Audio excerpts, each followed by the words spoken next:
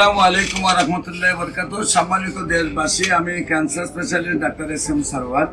বিশেষ করে আপনারা জানেন যে মরণবিধি ক্যান্সার, সারা ওয়ার্ল্ডের ডাক্তাররা বলেন যে ক্যান্সার, কিডনি, থ্যালাসেমিয়া এই চারটি রোগ হলো মরণবিধি। এই চারটি রোগে আক্রান্ত হলে সাময়িকভাবে চিকিৎসা চলে, চিকিৎসা করতে করতে একসময় রোগীর মৃত্যু হয় এবং চিকিৎসার প্রতি মাসে কয়েক লক্ষ টাকা প্রয়োজন হয়।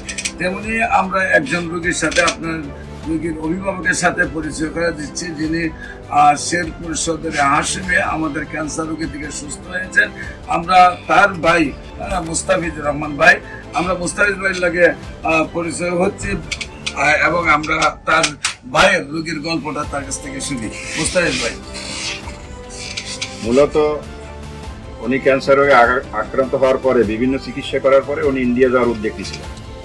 তো বাংলাদেশের ডাক্তাররা বলছে যে আপনার যে পজিশন এখন আছে এতে ইন্ডিয়া যে লাভ নেই। হয়তো বা ওনাকে এভাবে বলে না, ওনার আত্মীয় স্বজন বা আমাদেরকে এভাবে বলেছে যে ইন্ডিয়া যে লাভ নেই, হয়তো ওনার এইটাই শেষ সময়। পরবর্তীতে আমি ডাক্তার এস.এম. সারওয়ারের সাথে যোগাযোগ করে তার চেম্বারে নিয়ে আসি এবং এখান থেকে ঔষধ খাওয়ার পরে প্রথম 1-2 সপ্তাহে উনি অনেকটাই